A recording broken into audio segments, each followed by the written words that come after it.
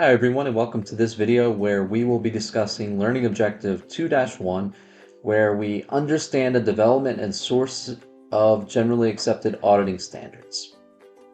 Alright, so we talked in a prior video about the McKesson and Robbins scandal of 1938 and then that had an impact on the profession in that companies now were required to have audit committees. The audit committees were responsible for hiring and overseeing the work of the external audit firm.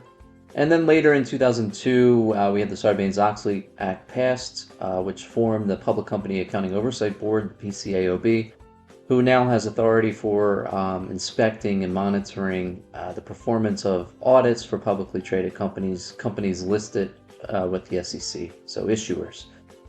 All right, so standard setting for audit really, there's two primary sources. So if we're talking about a publicly traded company, an issuer is the term we use, because most of the companies that follow these standards are publicly traded companies, but there are some companies that are they're required to register their financial statements, register their company, and disclose financial statements through the SEC in certain situations, such as a company that doesn't have publicly traded stock but might have publicly traded bonds, something like that.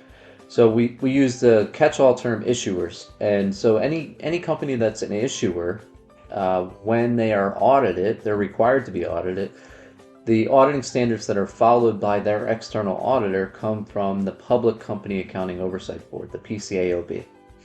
So the PCAOB establishes auditing standards, and if you wanted to, you could go to the PCAOB's website and review these standards. So they're publicly available. Anybody can look at these standards and read through what is required in an audit. So they're broken down into broad categories. There's general principles and responsibilities, and so if we click on the details here, it lays out exactly what the objectives of the auditor are, what's required for the auditor in terms of qualifications, independence requirements. All these are detailed here under the PCAOB's auditing standards website here. So this is the Public Company Accounting Oversight Board. This is for issuers, okay?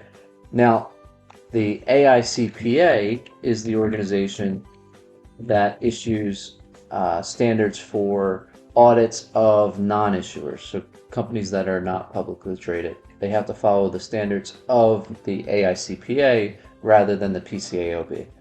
And largely, they have the same philosophy, the same feel. In fact, when the PCAOB was formed in 2002, following the passage of the Sarbanes-Oxley Act, the source of the PCAOB's first set of auditing standards was actually the standards that the AICPA had been using.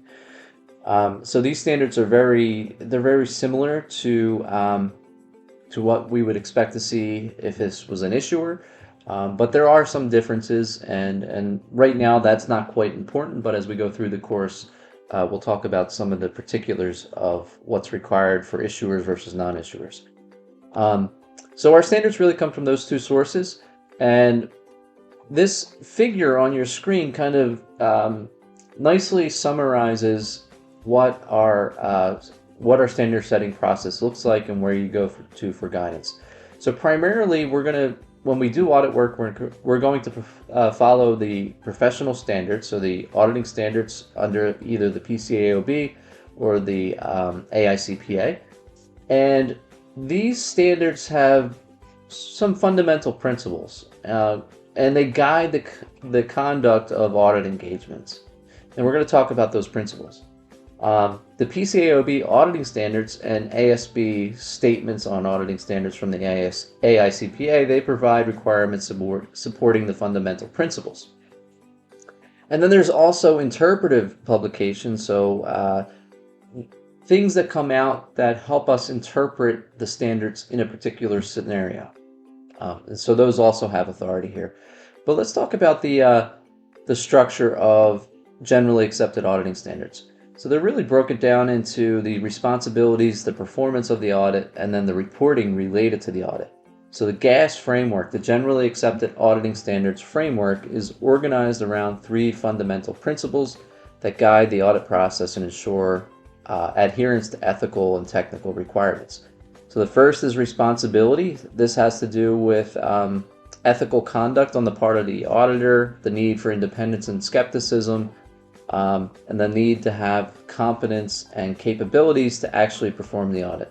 So if you're not a CPA, or if you have no experience auditing a company in a very specialized industry, well, you might not be competent enough or capable enough to perform that audit.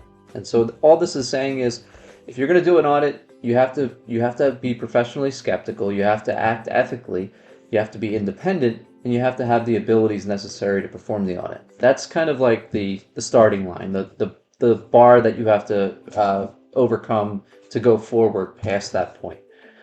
The performance principle centers on how the audit is executed. So it requires auditors to plan and supervise their engagements effectively, assess risks of material misstatements, obtain sufficient appropriate evidence, and then document that evidence to support the conclusions. And then the last part here, the last principle, is reporting. So the reporting principle governs how audit committees, how the external auditor communicates their findings. The first communication is always to the audit committee. Auditors must express their opinion on the fairness of the financial statements and report on the degree to which they conform to the applicable financial reporting framework. For U.S. companies, that's U.S. Generally Accepted Accounting Principles, GAAP. And then this table here just kind of summarizes who the rulemaking bodies are. For issuers, this is the PCAOB. Non-issuers are covered by the AICPA standards. There's actually another set of standards if you're doing an audit of a governmental organization. So there are standards that come from the U.S. Government Accountability Office, and those are called, for reasons related to the way that they used to be distributed, we call these the Yellow Book. These standards used to come out, and when the printed version was in a yellow book, but these are governmental auditing standards. And then for foreign entities, you have to follow, of course, the standards of the International Auditing and Assurance Standards Board. So there have been talks and efforts to harmonize all these different standards, especially the ones between the US PCAOB and then the International Auditing Standards Board. There has been some harmonization, but these two sources of standards continue to operate independently of one another. So it's important to understand what type of engagement you're performing and which standards apply in that particular engagement. All right, well, that concludes this lecture on Learning Objective 2-1. And in this lecture, we discussed auditing standards and where they come from.